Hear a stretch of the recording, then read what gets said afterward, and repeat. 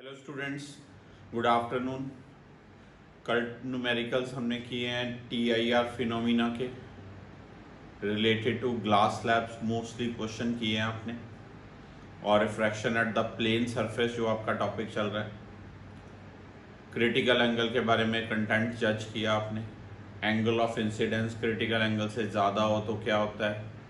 कुछ graphical points किए जिसमें रेयर टू डेंसर जाएं तो ग्राफ कैसे, डेंसर टू रेयर जाएं तो ग्राफ कैसे बनता है एंगल ऑफ इंसिडेंस और डेविएशन में।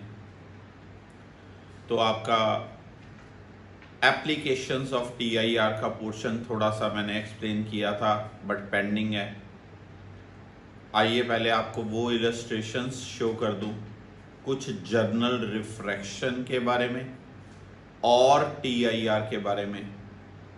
फिर हम refraction through plane surface prism का केस जज करेंगे। प्रिज्म के आज मेन थ्योरी को पढ़ेंगे which is refraction through plane face. Prism भी प्लेन फेस के साथ रिलेटेड होता है, अभी बताता हूं। पहले डिस्कस करते हैं applications of TIR। Effects of total internal reflection. Total internal reflection is the reflection of light that occurs when it strikes an interface at an angle of incidence greater than the critical angle for the pair of media. Let us now discuss some of the effects of total internal reflection. Mirage in deserts and deserts में mirage are effect, some of the effects of total internal sparkling reflection. Of diamond, optical fibres,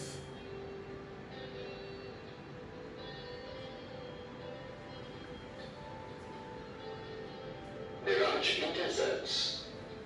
Mirage is an optical illusion seen very often in deserts, due to which an observer sees inverted images of distant objects.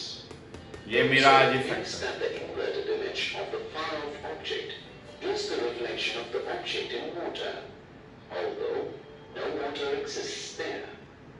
Let us see how this happens. ये अब देखना जरा जिन बच्चों को doubt है। As the sand gets heated, Manveer the से lower layer of the air becomes very hot, and the upper layers are comparatively cooler. A light ray coming ये downwards नीचे वाली हॉट लेयर्स है, ऊपर कोल्ड है। passes through layers of air of gradually decreasing density. At each layer, refraction takes place, and the light ray bends away from the normal. Light ऐसे bend होती जाती है। Incidence continues to increase until at a certain layer the ray is incident at हमें an लगी। angle greater than the critical angle above the air with respect to the next layer of air. At this interface, the light ray suffers total internal reflection and proceeds और ये person की आई तक ये to पहुंचती the denser layer of air. इसको लगता है ये पेड़ Is therefore यहाँ पर है। concave as shown here. Due to this, the observer will see an inverted image of the object. The observer thinks that there is a pool of ये water. और उसको from the सोचता direction है of यहाँ the पर image. पानी है। Okay, तो ये इफेक्ट को बोलते हैं मिराज इफेक्ट। डेजर्ट्स में usually A hot spectrum summer day. is observed on Yeah. roads on hot summer days. It is due to total internal reflection that the surface of hot tar roads seem to be wet and shiny. Road पे आपको shining सा surface observe होता है। ये सीधा TIR का result. मान लीजिए अब जैसे कल बताया Sparkling diamond, diamonds. A diamond sparkles as the rays of light suffer total internal reflection at its various phases. Let us see how this happens. The critical angle for the ray of light traveling from diamond का critical angle approximately 24 degree. 24 degrees. Therefore, most of the incident rays suffer total internal reflection. Moreover, the diamonds are usually cut with their faces in such a way that once a ray of light enters it, it suffers total internal reflections at various phases before it has any chance to emerge. Whenever the angle of incidence at any phase is less than 24 degrees, the light comes out diamond की cutting इस तरह से edges की जाती है कि जब light उसके ऊपर स्ट्राइक करे वो सारी लाइट अंदर सरफेसेस में ऐसे ऐसे ऐसे ऐसे इंट्रैप हो जाए और उसकी बाउंड्रीज पे स्ट्राइक करे तो अंदर से वो पूरा डायमंड ग्लो करेगा। जिस moment angle of incidence critical angle से क्या होगा, क्रिटिकल एंगल से कम होगा, कम लाइट बाहर आएगी। यहां मान लो ऑब्जर्वर है, यहां से लाइट, तो ये डायमंड पूरा का पूरा डार्क रूम में स्पार्कल होता ऑब्जर्व होता है। तो अगर कोई पूछे शॉर्ट सी, इतना +2 लेवल का ट्रैक नहीं है, 10th में ही बच्चे सीखते हैं स्पार्कलिंग ऑफ डायमंड का मेन रूट कॉज, तो वो क्या है, TIR phenomena, total internal reflection पे ये डायमंड बेस्ड होता है। ओके, मिराज इफेक्ट है। ऑप्टिकल फाइबर का भी ट्रैक बताता हूं अभी आपको।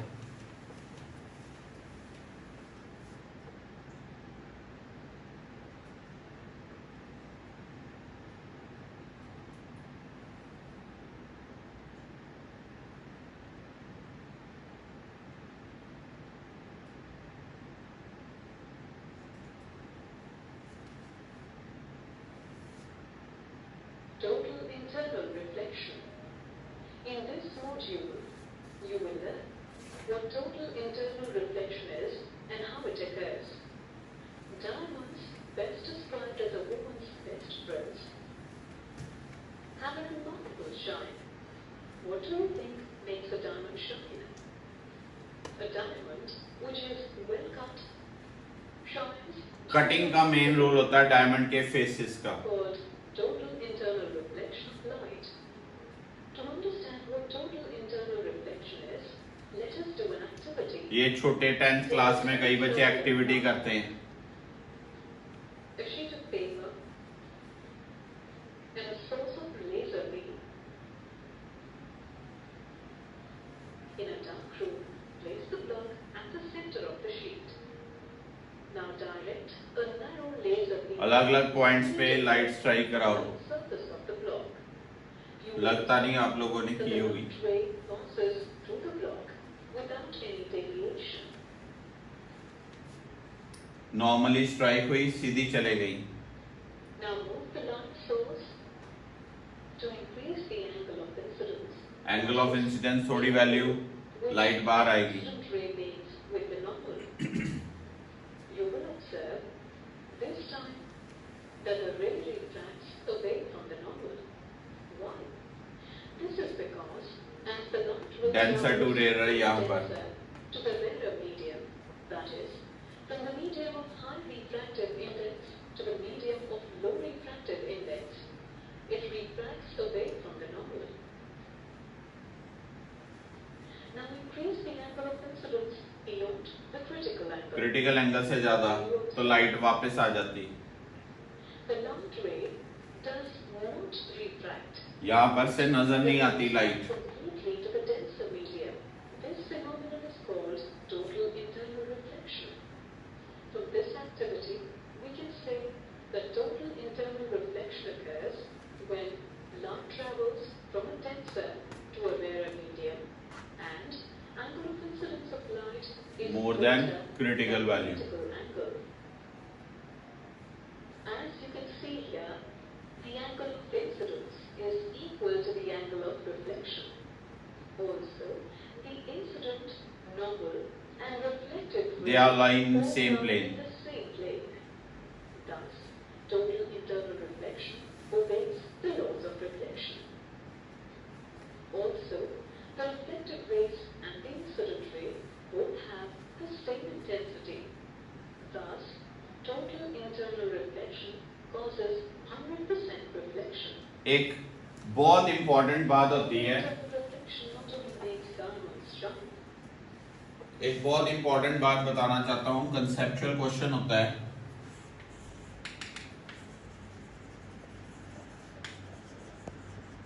why images obtained during TIR much brighter, बहुत इंपॉर्टेंट कंसेप्चुअल क्वेश्चन है, बहुत इंपॉर्टेंट, या कह लो much brighter than ordinary reflection. तो आप लोगों को एक क्लियर होना चाहिए बात, ये कंसेप्चुअल क्वेश्चन हर बच्चे को आना चाहिए। सुनिए ध्यान से,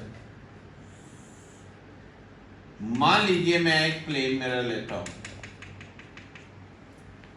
ये क्या है, एक प्लेन मिरर। जब लाइट इस पे स्ट्राइक होती है ना, तो आपने पढ़ा क्या, वो उसी एंगल पे रिफ्लेक्ट होती है। बट सच्चाई ये है, कुछ amount of light surface absorb करता है और कुछ अंदर जाती है। Means in ordinary reflection some amount of light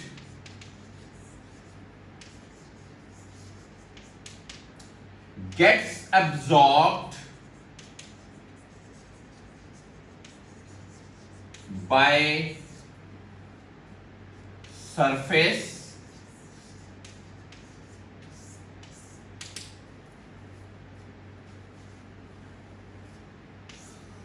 and some may refract। जरूरी नहीं रिफ्रैक्ट भी हो, बट कुछ पार्ट रिफ्रैक्ट होता है, पर कुछ पार्ट सरफेस ने एब्जॉर्ब करना होता है। लेकिन जब लाइट ऐसे आई,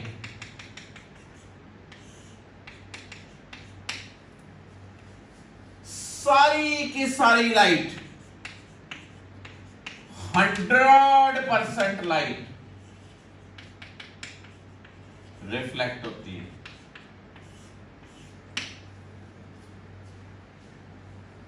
TIR की कंडीशन है, उसी पॉइंट से सारी लाइट वापस आ जाएगी, कोई सरफेस के अलोंग नहीं जाएगी, कोई सरफेस से बाहर नहीं जाएगी, सारी लाइट वापस आएगी।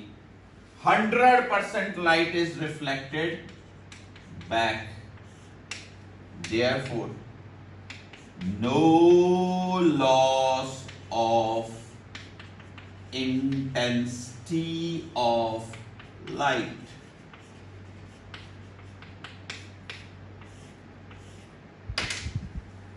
लाइट की इंटेंसिटी का कोई लॉस नहीं होता।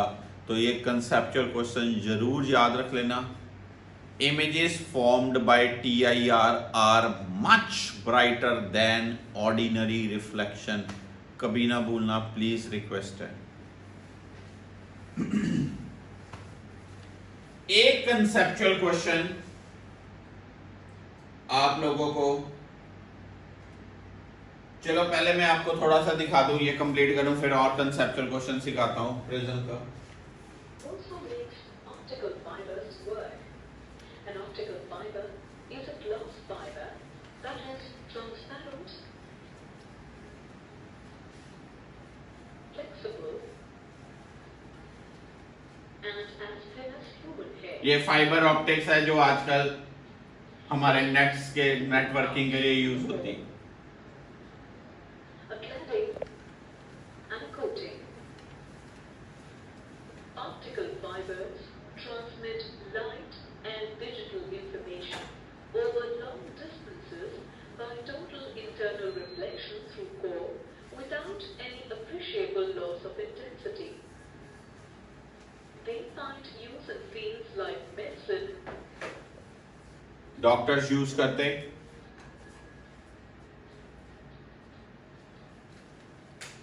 इन फाइबर्स का। एंडोस्कोपी ट्रीटमेंट में यस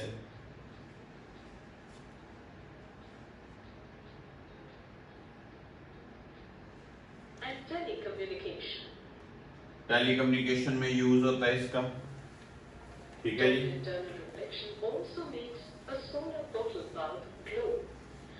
ये बड़ी छोटी सी बॉटल है, अच्छी फ्री की फ्री, आप मैकेनिज्म यूज कर सकते हो, बना लो आप अपने घर में हट वगैरह कोई छोटी, और वहां पर ये बॉटल्स ऐसे, ये बॉटल्स हैं पर ये ग्लोइंग बल्ब्स की तरह अपीयर हो रही हैं। कैसे? छोटी सी एक्टिविटी कैसे बना सकते हो, एक सिंपल 1 लीटर वाली कोक की बॉटल लीजिए और उसको फिट कीजिए एक पर्टिकुलर पोजीशन पे, सनलाइट उसके ऊपर स्ट्राइक हो, जब सनलाइट स्ट्राइक होगी तो वो लाइट एंगल नोट करने वाला होता है कि लाइट अंदर उसके बॉटल के ट्रैप होके इल्यूमिनेट करे, तो वो एज ए आधा पार्ट उसका अंदर बल्ब की तरह, अभी दिखा देता हूँ। A solar bottle bulb, like an ordinary bulb, is used for lighting. It is simply a plastic Coke bottle filled with water with a few tablespoons of chlorine bleach. The reflected sun rays then strike the interface of water-air media with an angle greater than the critical angle. So, inside the bottle, sun rays undergo multiple total internal reflections before finally refracting into air. This makes the solar bottle glow, serving as a 55-watt bulb. This bulb can very well prove to be an समझ लगा? ये एक as a bulb की तरह behave हो सकता है। अगर आप एक बॉटल में वो वाटर के अंदर क्लोरीन डाल के और लाइट उसके ऊपर स्ट्राइक करे तो लाइट अंदर एंड ट्रैप होगी, हाफ बॉटल बाहर है, हाफ बॉटल अंदर है, तो अंदरला पार्ट जो है रूम का ये इल्यूमिनेट होता है। तो ये सारी एप्लीकेशंस किसकी हैं? TIR फिनोमिना की। आप लोगों ने बचपन से चीज सुनी, रेनबो सुनी? रेनबो क्या है? कि whenever sunlight passes through tiny water droplets present in air after rain, then that light gets splitted in 7 colors, और आपको 7 कलर्स ऑब्जर्व होते हैं एक आग की फॉर्म में। उसका भी बेसिक कॉज 2 फिनोमिना है, एक रिफ्रैक्शन ऑफ लाइट और एक TIR। हम जब प्रिज्म शुरू करेंगे उसमें अंदर रेनबो भी आता है, तो आई विल शो यू कि वो रेनबो का फॉर्मेशन कैसे होता है। क्लियर? तो आइए पहले एक और कंसेप्चुअल क्वेश्चन कराता हूं जो कल कई बच्चों ने पूछा भी था। मैंने कहा था पेशेंस रखिए, थोड़ी पहले पूछना शुरू हो जाते हैं। ये प्रिज्म वाला क्वेश्चन था क्या?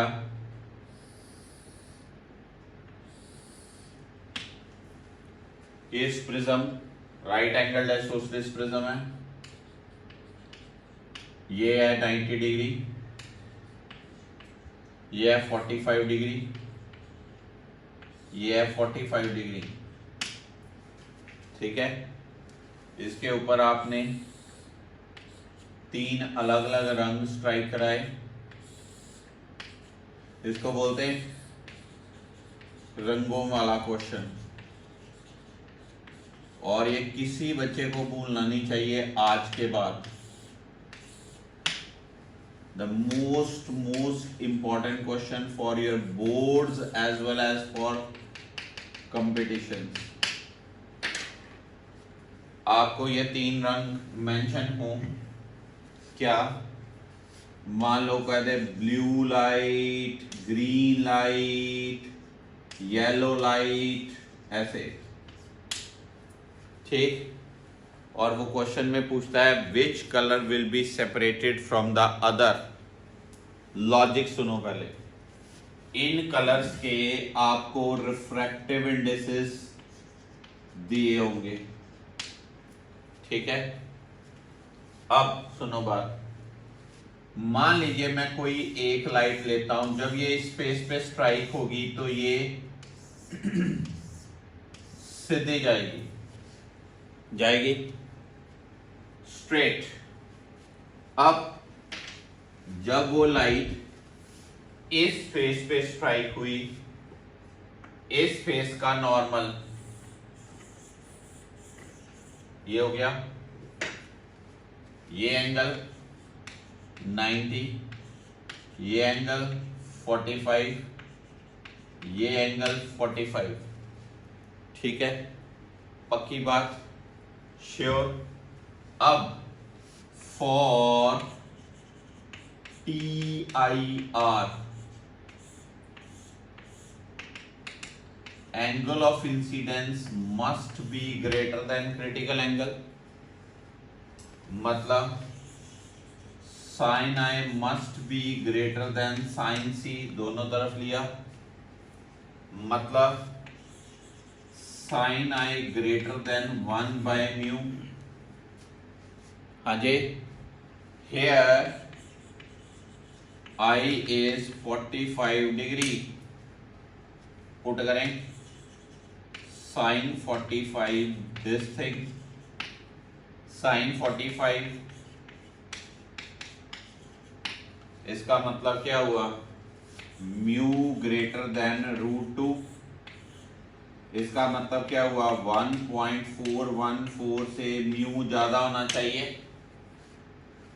अगर इसका म्यू है 1.38, इसका म्यू है 1.39, इसका म्यू है 1.42, तो क्या होगा, TIR के लिए for TIR mu must be greater than 1.414, इसका 1.38 है, ये कलर यहां से बाहर आ जाएगा, इसका 1.39 है, ये कलर यहां से बाहर आ जाएगा, इसका 1.42 है, यानी कि 1.414 से ज्यादा है, ये कलर वापस आएगा। इसका मतलब बाहर कौन से कलर मिले, ब्लू और ग्रीन। डाटा और कलर नेम में वेरी, मैं रिजिडनेस से नहीं कह रहा हूं कि ये इस कलर का ही होता है, आपको जस्ट आइडिया दे रहा हूं। डाटा में वेरी, तो बाहर क्या होगा, ब्लू और ग्रीन, येलो बाहर आएगा, नहीं आएगा, वापस आएगा, तो हम क्या कहेंगे, yellow is differentiated from the other two, yellow बाकी दो से डिफरेंट हो गया। मान लीजिए फॉर एग्जाम्पल, प्लीज लिसन, मान लो ये होता 1.49, तो मैं क्या कहता, इधर देखिए, ब्लू बाहर आएगा, ग्रीन भी वापस आएगा, येलो भी वापस आएगा, तो फिर बाहर कौन निकला, सिर्फ ब्लू, तो मैं कहूंगा blue is differentiated from the other two. Okay, सारे बाहर आ जाएं तो हम कहेंगे कोई कलर डिफरेंशिएट नहीं होगा, सारे वापस आ जाएं हम कहेंगे कोई कलर डिफरेंशिएट नहीं होगा। This is the question, very very very very very important question for colour का क्वेश्चन कहते हैं, TIR का एक बेसिक क्वेश्चन होता है ये। Okay, clear to everyone, sure. Now I am going to start prism theory.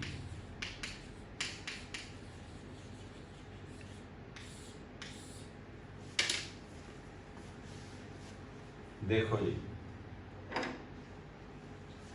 ये क्या है, ग्लास स्लैब, और ये क्या है, उसी ग्लास का एक अलग से बनी हुई चीज विच इज कॉल्ड प्रिज्म। सबने प्रिज्म तो देखा ही हुआ है, फर्क क्या होता है, सुनो, एक फेस ये, एक फेस ये, दोनों फेसेस पैरेलल, दोनों फेसेस पैरेलल, ये चीज डन। इसमें दोनों faces inclined, non parallel, non parallel. ठीक है, प्रिज्म बनाना हो तो ये एक ट्रायंगल है, ये एक ट्रायंगल है, मिला दो, तो ये क्या बन गया, ऑलमोस्ट एक प्रिज्म बन गया। ठीक है जी, इस पे लाइट स्ट्राइक होती है और इस फेस से लाइट बाहर आती है, इनको बोलते हैं refracting faces, refracting faces of the prism. और इनके बीच जो एंगल है, जो इनके बीच एंगल, अब मैंने जो पकड़ा हुआ है प्रिज्म, ये इक्विलेटरल प्रिज्म है, इनके बीच जो एंगल है आपको नजर आ रहा है कितना, 60 डिग्री। ठीक है, कोई जबरदस्ती नहीं कि ये 60 डिग्री वाले ही होते हैं, ये 30 डिग्री भी हो सकता है, ये 10 डिग्री भी हो सकता है, ये 5 डिग्री भी हो सकता है, ये 2 डिग्री भी हो सकता है। बट फिर से बात, हम ये अभी क्यों शुरू कर रहे हैं, लाइट ने जाना है यहां पर, ये फेस है प्लेन फेस, लाइट ने रेयरर से डेंसर जाना है, अब डेंसर से वापस रेयरर आना है कि नहीं आना, के सरफेस के अलोंग जाना, यही तो चीजें हमने पढ़ी है रिफ्रैक्शन में, अभी यही तो टॉपिक चल रहा है हमारा। तो आइए इसके बारे में पहले मैं सारा डिटेल एक बार दिखाऊं, फिर मैं थ्योरी डिक्टेट करता हूं। तो प्रिज्म थ्योरी में हमने प्रिज्म के साथ रिलेटेड जो चीज पढ़नी है वो आपको कंटेंट शो करता हूं, और वो आपका कंटेंट स्टार्ट करते हैं हम आज under heading prism.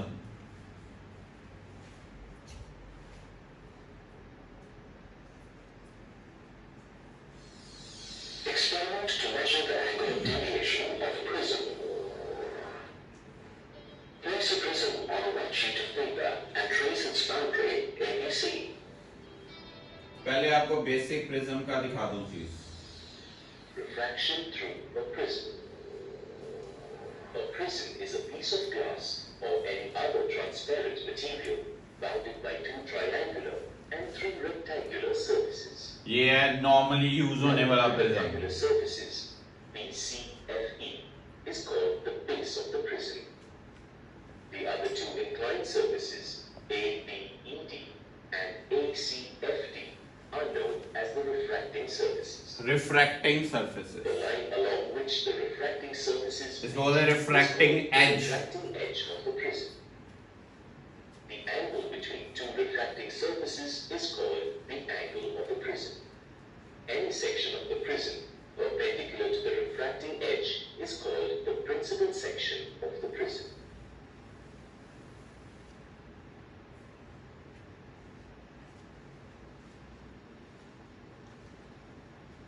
It was Sir Isaac Newton who first observed that when a beam of white light or sunlight is refracted by a glass prism, it splits into 7 different colors. क्या कहते हैं इस phenomena को? This shows dispersion. that white light is composed of 7 different colors. सबसे पहले Newton ने observe किया था कि व्हाइट लाइट को जब इस सनलाइट को प्रिज्म से पास किया गया तो उस स्क्रीन पे 7 कलर्स अटेन हुए। This process of splitting of white light in 7 colors is called dispersion of light. हम अभी डिस्पर्शन का नहीं पढ़ेंगे एक्चुअली, क्योंकि अभी टॉपिक चल रहा है refraction of light. Dispersion I will explain in later stages, but हमें अभी यहां पर क्या सीखना है, refraction through the faces of prism. पर एक बार देख लो, बेसिक चीज क्लियर करना चाहता हूं। Colors, namely red, orange, yellow, green, blue, indigo, and violet. This phenomenon by which a ray of light splits into its constituent colors when passed through a transparent medium is known as dispersion. इसको dispersion The बोलते band हैं। of colors obtained due to the dispersion of Spectrum light कहते हैं is इसको। called the spectrum. spectrum of light. This visible spectrum has wavelengths ranging from 0.4 microns to 0.7 microns. Red light has a longer wavelength than violet light. Let us now trace the path of light through a prism. Place a prism on a white sheet of paper with the triangular face on the sheet and trace its boundary A, B, C. Fix two pins, T and S, on one side. Place the prism on the boundary A, B, C. Looking through the other side, fix two more pins, Q and R, in such a way that all the 4 pins appear to be in the same line. सारी lines straight Remove remain. the pins and mark their positions. Join TS ये and ऐसे R light and extend them to meet the face इसको of the सीधा करके prism दिखाते हैं अभी. and O ये respectively. लाइट ऐसे जानी थी. Join PO. TP represents the incident ray. PO represents the refracted ray. And OR represents the emergent ray, which is bent towards the base. Incident, refracted, emergent. EN and ON be the normal at the points P and O respectively. And let I be the angle of incidence and R the angle of refraction. If the incident ray TP is extended forward and the emergent ray RO backwards,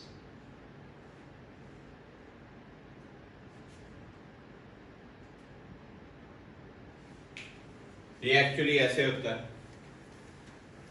कि जब incident light यहां face से strike होनी, light थोड़ी अंदर refract होनी, light बाहर emerge होनी. इंसिडेंट लाइट और इमर्जेंट लाइट में जो एंगल है उसको बोलते हैं एंगल ऑफ डेविएशन. लाइट बाहर आएगी, लाइट बाहर नहीं आएगी, वो हमने अभी कंडीशंस बनानी है. आज का हमारा लेक्चर इस पे बेस्ड है, refraction through plane surface in case of prism. Okay, तो आइए स्टार्ट करते हैं फिर आज मैथमेटिकली इसकी प्रॉपर डेरिवेशन, ये कैसे करना है हमने. आइए स्टार्ट करें prism.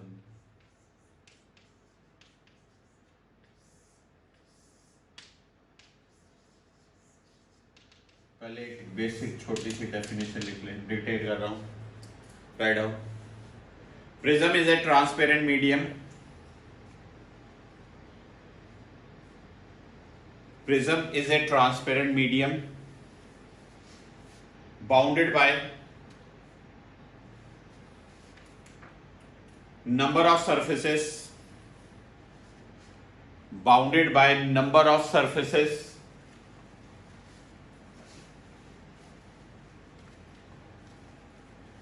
in such a way that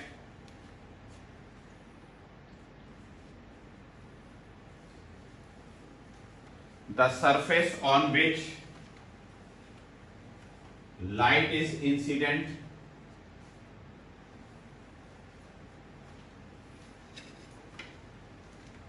and surface from which light emerges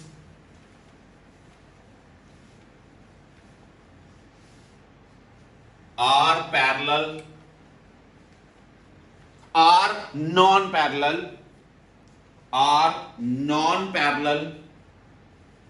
and plane, are non-parallel and plane.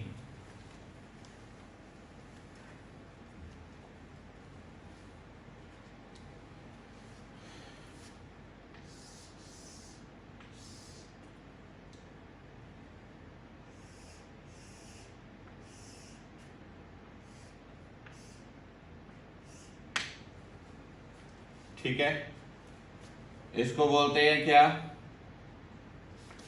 Refracting as. इसको बोलते हैं एंगल ऑफ प्रिज्म.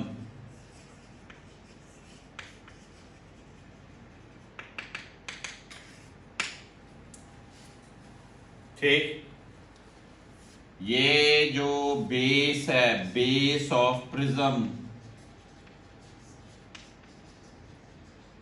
इधर से इंसिडेंट लाइट होनी है, इधर से इमर्जेंट लाइट होगी।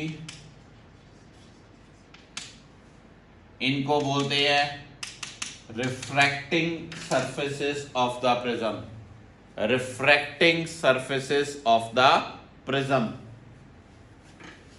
ओके, नेक्स्ट लिखिए। हम और कहानियां ना बनाए, अब हेडिंग डालिए आप, refraction through a prism, refraction through a prism.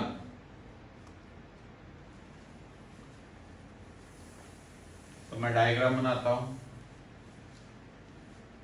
थोड़ी बोल्ड डायग्राम बनानी चाहिए।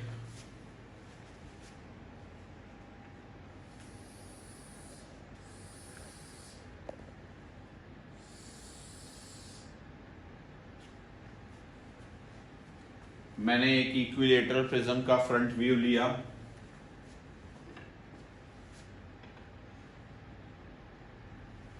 इस फेस पे नॉर्मल ड्रा किया,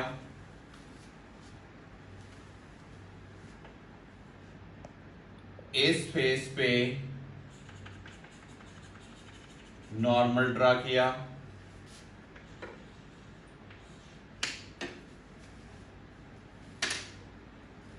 ठीक है जी। लाइट आई,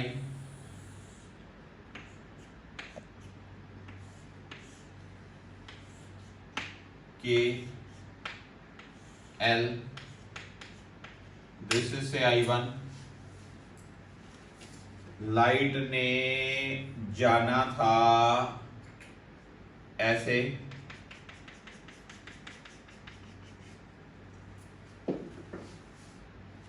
लाइट ऐसे मुड़ी,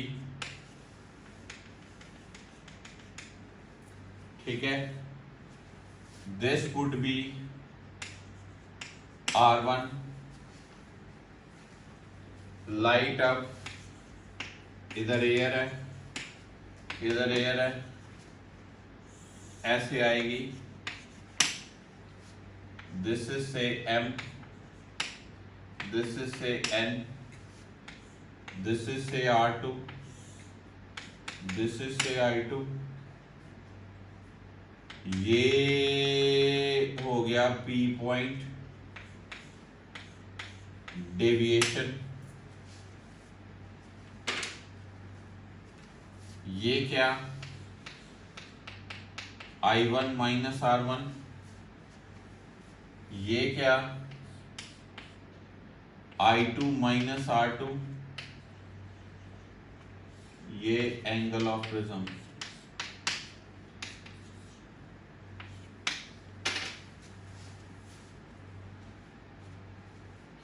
इसको बोलते हैं क्या, इंसिडेंट रे। इसको बोलते हैं क्या, इमर्जेंट रे। और अंदर वाली रे रिफ्रैक्टेड रे। पहले 1 मिनट एरर बता दूं, पहले ही इस ट्रैक में एरर जज कर लो। एरर ये है, कई बच्चे इसको हर स्टे में इसके पैरेलल बनाते हैं, जरूरी नहीं। एक कंडीशन होगी, जब ये रे इस रे के, इस बेस के पैरेलल होगी, एक कंडीशन होगी उसकी। ओके, इंसिडेंट रे, रिफ्रैक्टेड रे, इमर्जेंट रे। I1 angle of incidence, I2 angle of emergence, R1 R2। अगर ये I1 है, R1 है, ये I1 माइनस R1 होगा, ये R2 है, ये I2 है, ये सारा I2 माइनस R2 होगा, ये डेविएशन होगी। इंसिडेंट ने जाना था ऐसे, इमर्ज हुई ऐसे, दोनों में जो एंगल है that is called angle of deviation. पहले तो ये ड्रा कीजिए। हाँ जी, अच्छे से ड्रा करनी है आपने ये डायग्राम। आप सुनिए, in triangle PLM exterior angle equal to sum of opposite interior angle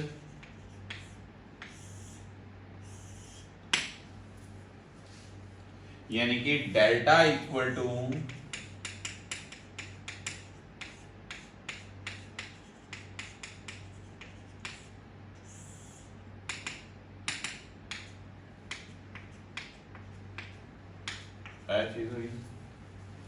I1 minus I2 plus I1 plus I2 minus क्या R1 प्लस R2। ठीक है, पहली चीज डन। दूसरी चीज, in triangle OLM angle O plus angle R1 plus angle R2 must be equal to 180 degree. ठीक है जी। इन क्वाड्रिलेटरल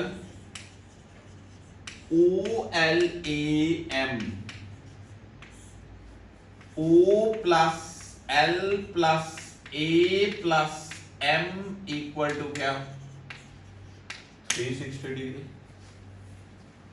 देख लो OLAM चारों एंगल्स का सम 360 डिग्री। बीच में L है 90, M है 90, तो मैं लिख सकता हूं O plus A equal to 180।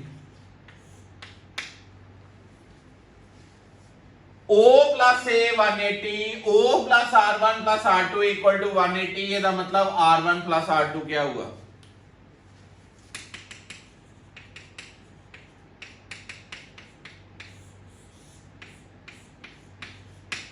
क्या चीज हुई A इक्वल टू क्या R1 प्लस R2। अब ऐसा पुट कर दे डेविएशन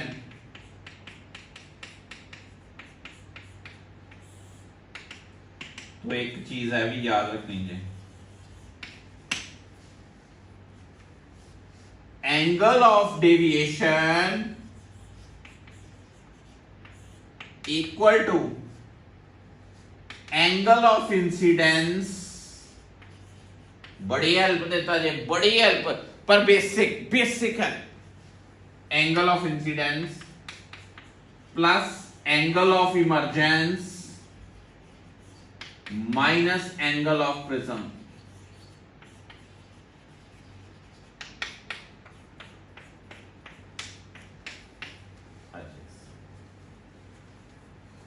बहुत बेसिक हेल्प देते, समझे बात पक्का। अब सुनो ध्यान से, म्यू क्या होता है sign I1 by sine R1। इस पेज पे इस पॉइंट पे मैंने स्नेल लॉ लगाया। If we talk about small angled prism, please ये एरर वाली बात होती है। मैंने न्यूमेरिकल कराने जे आपको फर्स्ट जाना जे, फिर आपने अगर मैं कहूं the prism angle is 4 degree 5 degree, ज्यादा से ज्यादा पता कितना कहूं 10 डिग्री, उसको मानते हैं स्मॉल एंगल्ड प्रिज्म। क्या मानते हैं स्मॉल एंगल, उससे बड़े एंगल को नहीं। तो फिर म्यू क्या हो जाएगा, स्मॉल एंगल होता है तो साइन की value sine theta theta, sine I1 क्या होगी I1, साइन R1 क्या होगा R1। तो यहां से I1 की वैल्यू क्या आई म्यू R1। सिमिलरली अगर आप इस पेज पे लगाते हैं तो I2 की value mu R2। Delta mu R1 mu R2 minus A mu R1 plus R2 minus A mu A minus A, तो म्यू माइनस 1 इंटू ए, ये डेविएशन का फॉर्मूला है। बट किसके लिए? सुनिए बात, इधर देखिए, किसके लिए? एप्सिलॉन जी देख ही नहीं रहे। Small angled prism, angle of deviation for small angled prism, for small angled prism क्या याद रखना है? लिख छोड़ो, डेविएशन इज दिस थिंग।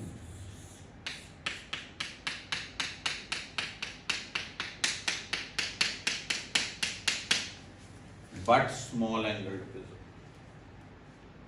मैं फिर रिपीट कर रहा हूं, बट क्या? Small angled prism. समझे बात? पक्का। light gets deviated while passing through the prism। basic deviation का रिजल्ट ये, very basic result, deviation equal to incidence plus emergence minus angle of prism। एक बात। दूसरी बात, for small angled prism light gets deviated by amount mu minus 1 into a। ठीक है, पक्का। अब देखो, एक मिनट, एक सेकंड प्लीज सुनो, एक छोटी कंसेप्चुअल बात है। कहते जी एक ग्लास का आपने बनाया, ग्लास को मोल्ड किया तो ये स्लैब बना दी, उसी ग्लास को मोल्ड किया तो ये बना दिया। कहते फर्क है क्या आया जी? फर्क, इसके फेसेस पैरेलल, यानी कि इनमें एंगल कितना? शून्य, जीरो। जीरो को करो, डेविएशन क्या आई? जीरो। Means what? कि यार जब ग्लास स्लैब पे लाइट स्ट्राइक होनी है ना, ग्लास स्लैब पे, और बाहर निकलनी है, पर याद रखो, याद करो, कराया था, इंसिडेंट और इमर्जेंट पैरेलल रहती हैं। और मैंने वर्ड बोला था, लेटरली डिस्प्लेस होती है, फॉर्मूला भी किया था, याद आया? ग्लास स्लैब पे लाइट स्ट्राइक हो, इंसिडेंट लाइट और इमर्जेंट लाइट पैरेलल रहती हैं, कुछ गैप रहता है, गैप को क्या बोलते हैं? Lateral displacement. ठीक है, आ गया याद? पर इसमें इंसिडेंट और पैरेलल, इंसिडेंट और इमर्जेंट पैरेलल नहीं रहती, क्योंकि ये फेसेस पैरेलल ही नहीं है। तो इनके बीच कोई एंगल नजर आ रहा है आपको? ये तो बहुत बड़ा एंगल है, 60 डिग्री, बहुत बड़ा। ठीक है, जब बड़ा एंगल होगा तो ये फॉर्मूला, जब छोटा एंगल होगा तो ये फॉर्मूला। यानी कि डेविएट होना ही होना है, होना ही होना है। आप इसके फेसेस को ऐसे, इसकी जगह जो फेसेस ऐसे हैं उसकी जगह टिक टिक टिक टिक टिक टिक ये कर दो, पैरेलल कर दो, ए क्या हो जाएगा? जीरो। ए जीरो तो डेविएशन कितनी? जीरो। बड़े छोटे लेवल पे, मतलब आपका नहीं दायरा, ये सच्चाई ये है, आपको नहीं पूछेगा कि ये सेम ग्लास स्लैब है, रिफ्रैक्शन होती है बट डेविएट नहीं होती, क्यों? पर आप लोगों को अगर रीजन नहीं आता तो ये बुरी बात होगी, मैंने इसलिए रीजन समझाया। समझे बात? हाँ जी। अभी हमने ये चीज अटेन की, अब सुनना,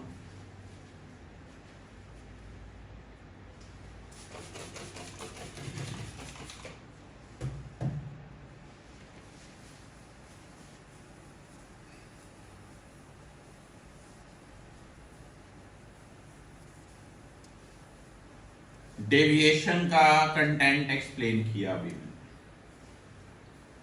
ठीक है। डेविएशन का बेसिक रिजल्ट ये, और एक रिजल्ट ये मैं यूज करूंगा। अब आइए फिर प्रैक्टिकली करके देखते हैं हम। क्या देखते हैं कि जब हम एंगल ऑफ इंसिडेंस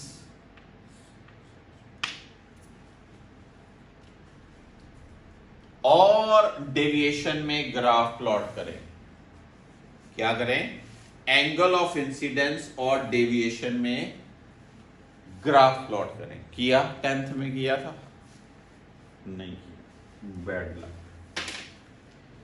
आईसीएसई वालों ने किया पर रट्टे लगाए। वो ग्राफ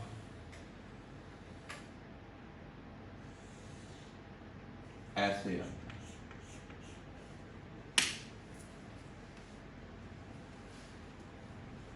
मतलब ये डेविएशन पहले कम कम कम कम कम कम कम बाद में बढ़ेगी। This part. रक्षित पूछ रहा है ये कैसे आया? ये प्रैक्टिकल करके आएगा। आई को वेरी करते जाओ, आई को वेरी करते जाओ और डेविएशन नोट करते जाओ, ठीक है। इसमें बड़ी राज की बात है। ये अगर डेविएशन लेता हूं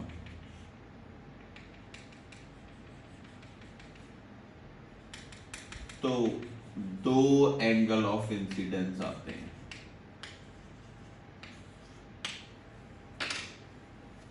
सुन लो पहले, ये अगर डेविएशन लेता हूं तो दो एंगल ऑफ इंसिडेंस आते हैं।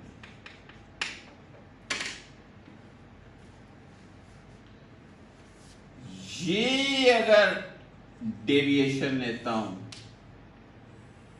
तो इक्को एंगल ऑफ इंसिडेंस आता है, और इस डेविएशन को बोलते हैं मिनिमम डेविएशन। क्योंकि देखो ना ग्राफ कम कम कम कम कम कम कम लीस्ट फिर बढ़नी शुरू हो जाती है। It means there are two angles for same deviation, but for minimum deviation and न्यूमेरिकलों की जान होनी ये वर्ड,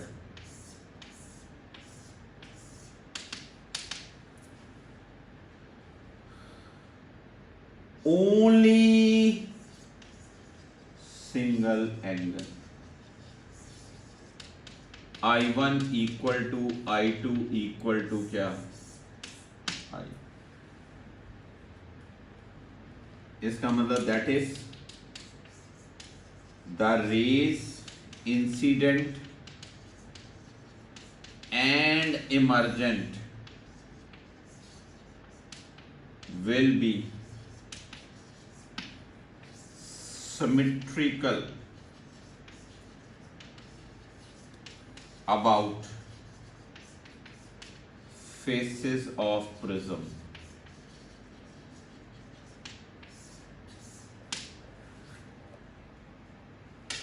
बड़ी ज्यादा जरूरी बातें हैं ये। In this situation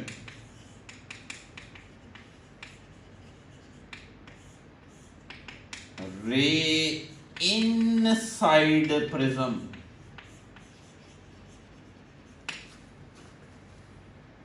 will be parallel to base of prism। जो मैंने बात पहले बोली, ये रे बिल्कुल पैरेलल कब होती है? बिल्कुल पैरेलल बेस के कब होगी? आ वैल्यू पे मिनिमम डेविएशन। मिनिमम डेविएशन यानी कि अगर मैं ऐसे प्लॉट करता हूं, ये लाइट,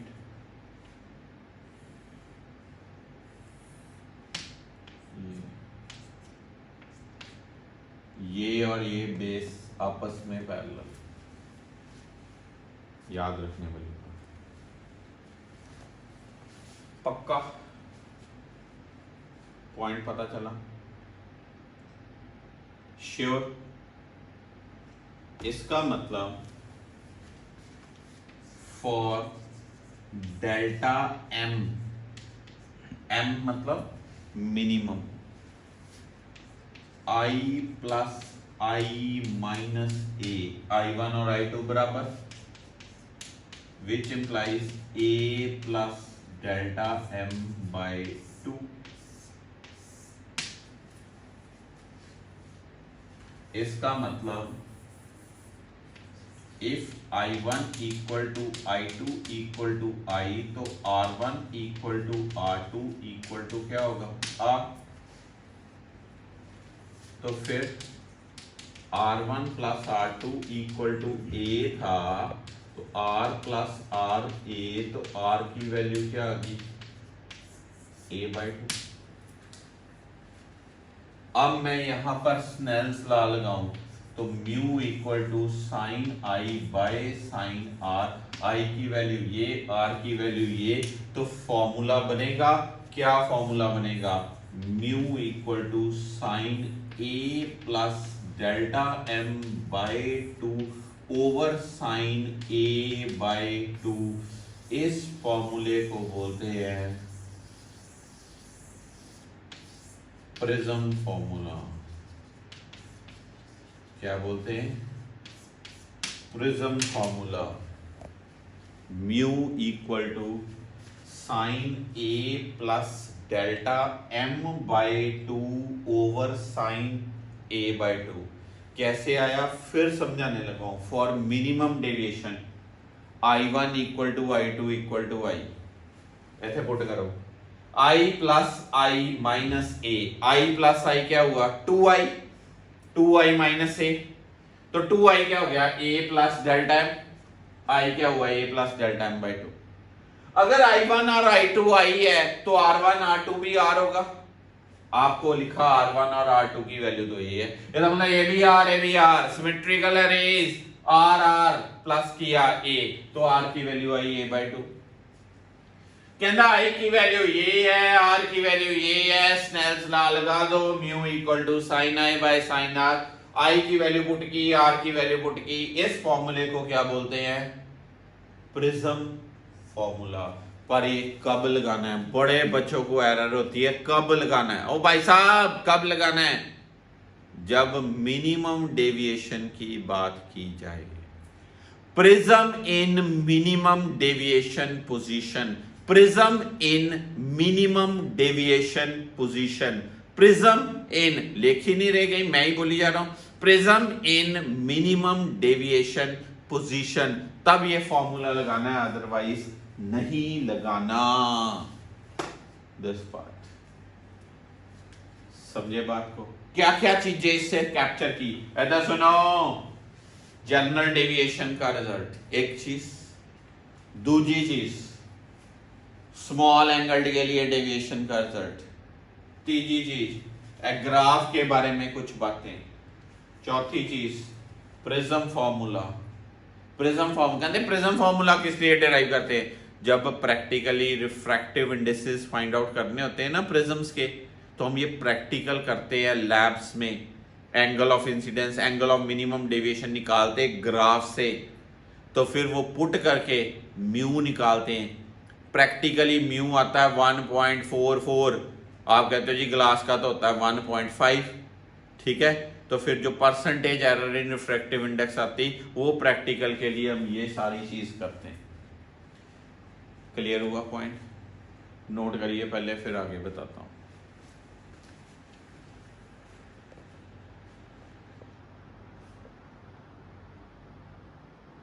आइए कुछ पॉइंट्स को कंपाइल कर दूं। पहली बात, delta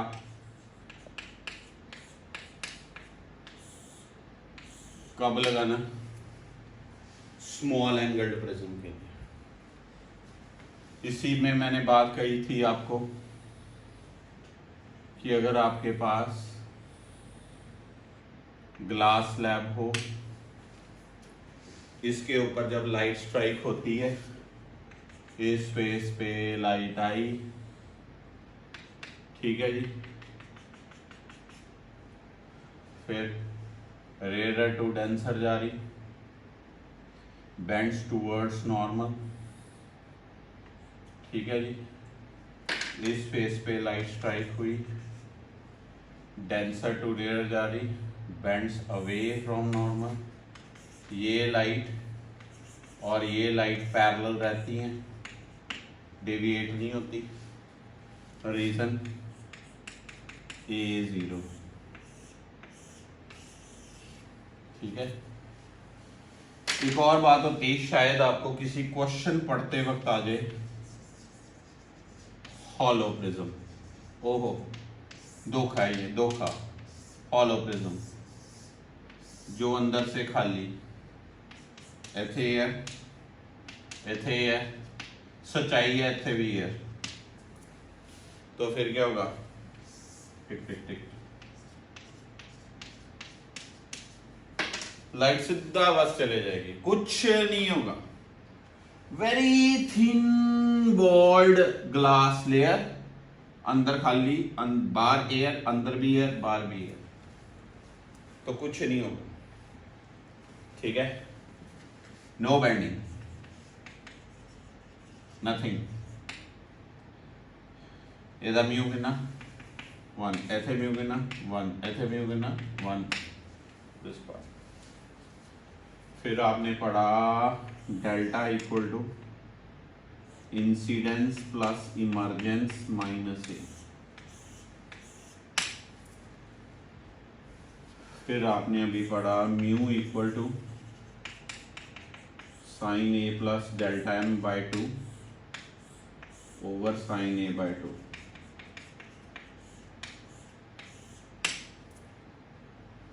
when minimum deviation I की वैल्यू कितनी? a plus delta M by 2, r की वैल्यू कितनी? a by 2। और सबसे अच्छी बात, क्या अच्छी बात, रे जब चलती, इधर देख लीजिए, है बेस के पैरेलल में, ये रे बेस के पैरेलल रहेगी, ये इंपॉर्टेंट बात, ठीक है। अब सुनिए बातें, असली बातें, अब ये नहीं ये नकली बातें, असली आप लोगों की क्लास। ये तो 10th का काम है, अभी तक अनफॉर्चुनेटली नहीं किया।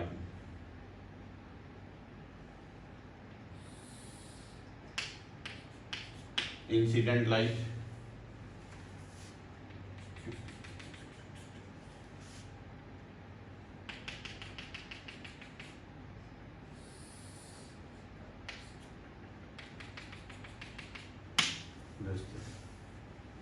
ठीक है, दूसरे फेस पे लाइट गई। अब मैं कहता हूं कि क्या बात होनी चाहिए कि लाइट बाहर ही ना आए। सोचो, ये है I1, ये है R1, ये है R2, ये है O, ये है A, तो आता ही आपको क्या? For no emergence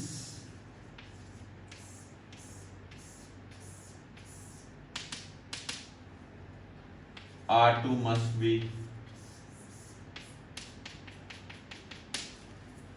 greater than क्या है? ही तो हम पढ़ रहे थे, आज 2 दिनों से पढ़ क्या रहे हैं, आई तो चीज पढ़ रहे, यानी कि अगर R2 C से ज्यादा हुआ,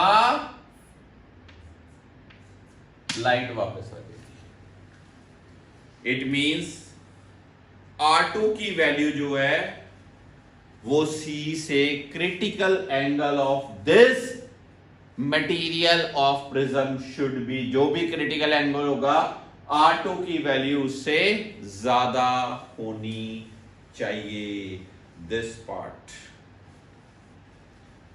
ठीक है, एक पॉइंट जो बिल्कुल बेसिक पॉइंट है, किसी बच्चे ने नहीं भूलना। ठीक, अब सुनने वाली बात, मैं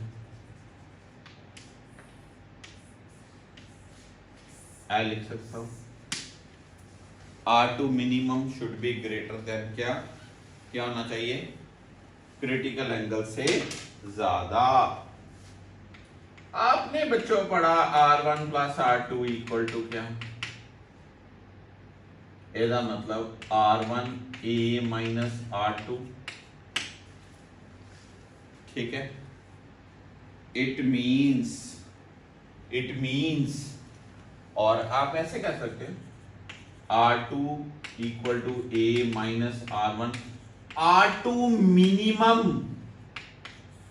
जब R1 मैक्सिमम।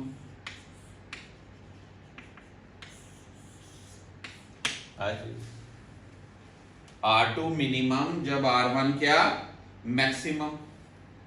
ठीक, बट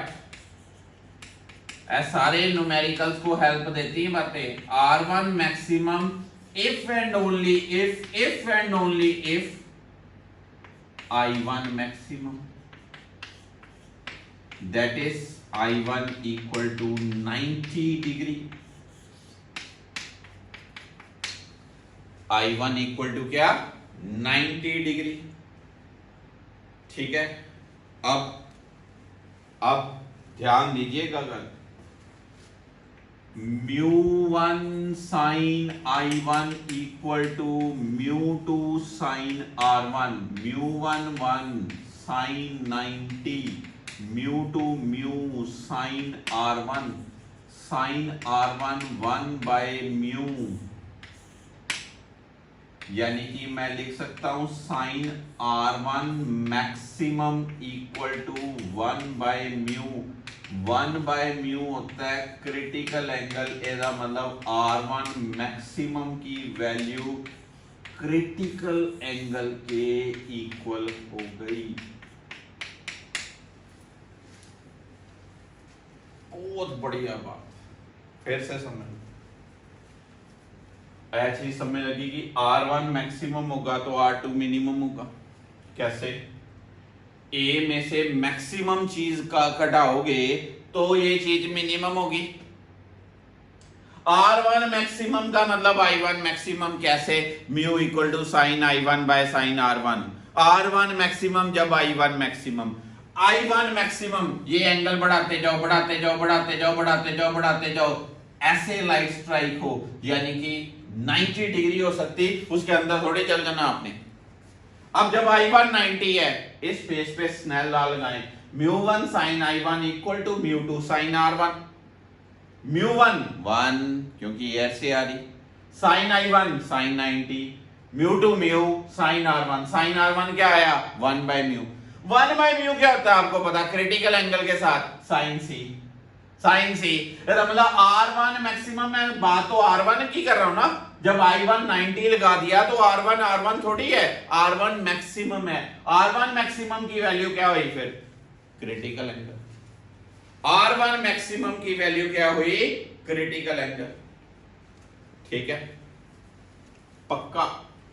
R1 मैक्सिमम की वैल्यू क्या, critical angle. R1 maximum is critical angle.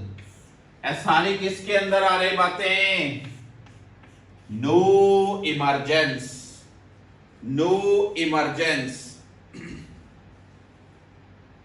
पक्की बात। तो जब हम इसको और इसको यूज में लाते हैं तो फिर वहां से आपके पास R2 की वैल्यू क्या होगी? R2 की वैल्यू मिनिमम R2 क्या होगा? A minus critical angle. R1 maximum critical angle है तो R2 की वैल्यू पता चल जाएगी। ये चीजें आपने ध्यान देनी है। कंडीशन किसकी? No emergence of light. सबसे छोटी बात तो बच्चे क्या देते हैं? R2 greater than critical angle, emergence नहीं होगी। बट इधर क्या? μ1 sin R1, μ1 sin R1, μI1 और R1 ये 1 है, ये 90। μ2 की वैल्यू कितनी है? क्योंकि अंदर गया म्यू साइन R1 की वैल्यू 1/μ। R1 मैक्सिमम है, R1 मैक्सिमम की वैल्यू कितनी होगी? Critical angle. इसका मतलब R2 मिनिमम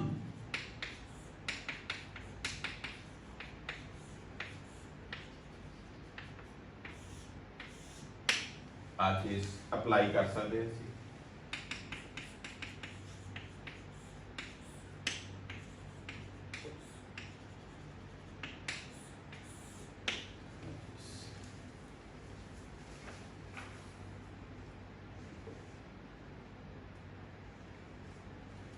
ठीक है, इन सारी चीजों को अप्लाई करने से हमें क्या मिलता है?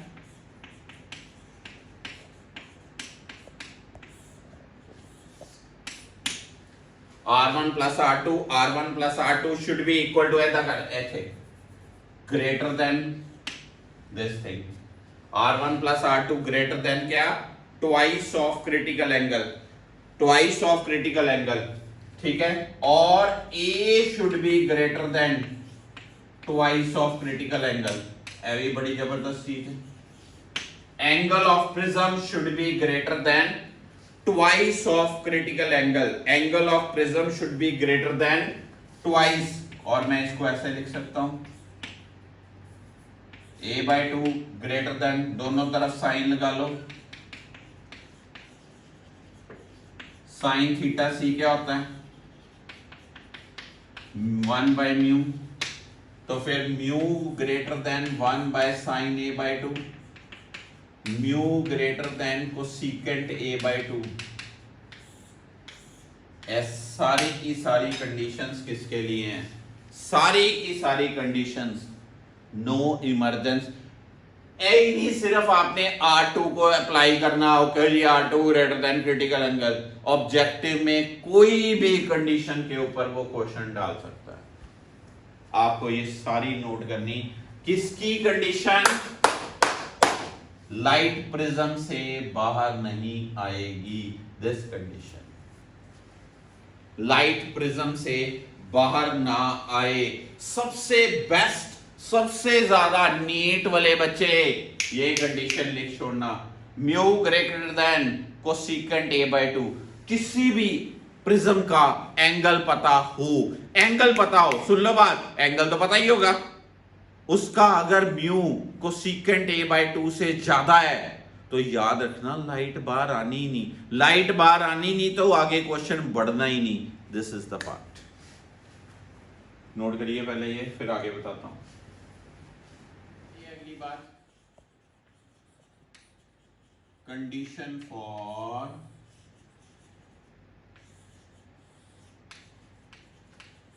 Grazing emergence.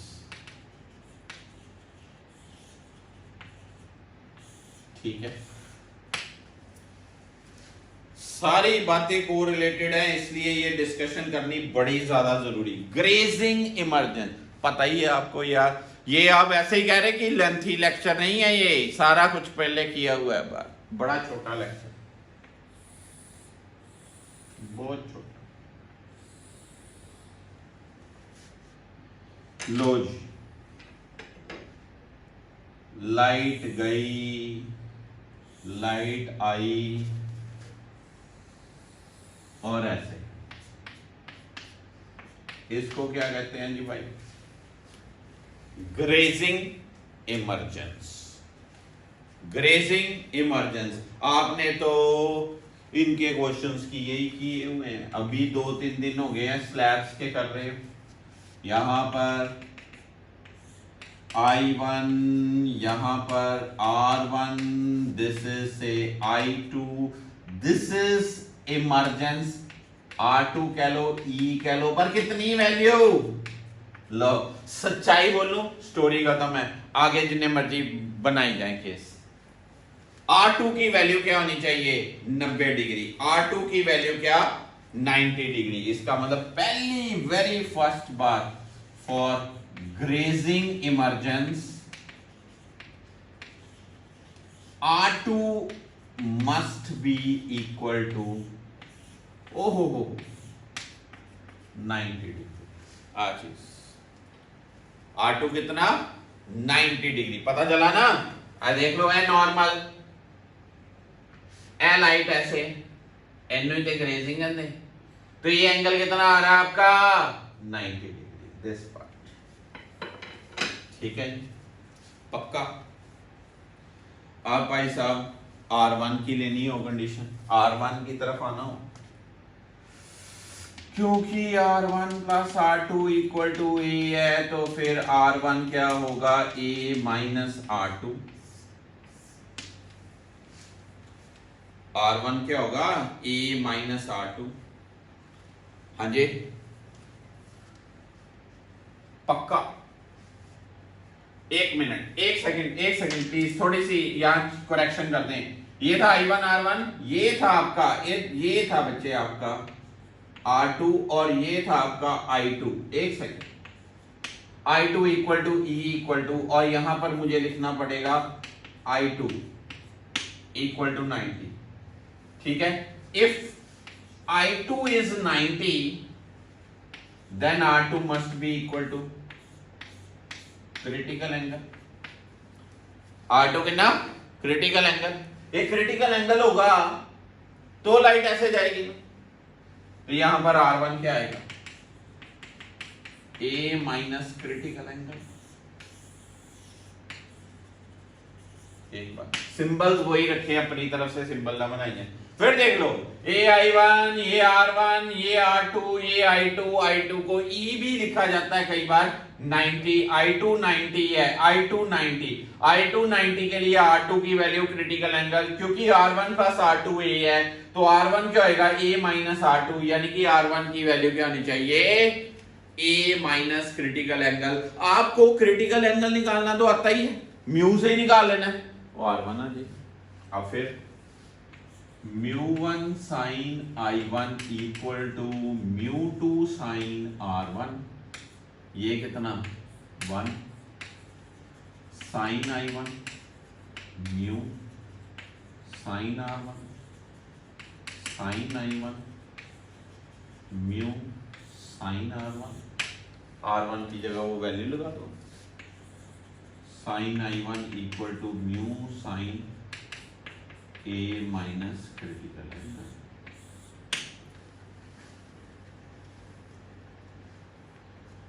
ठीक है, यहां से आपसे I1 की वैल्यू पूछा जाए कोई, तो कर लो भाई। I1 क्या होगा? आप हो गए sine inverse of mu sign A minus critical angle,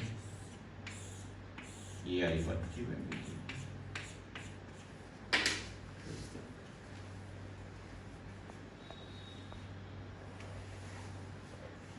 पता चला? पक्का। अभी इसके बड़े अच्छे न्यूमेरिकल्स हैं मेरे पास जो मैं करवाना चाहता हूं। पहले ये कंडीशंस नोट कर लीजिए, आज यहां पर ही रुक जाते हैं क्लास के लिए।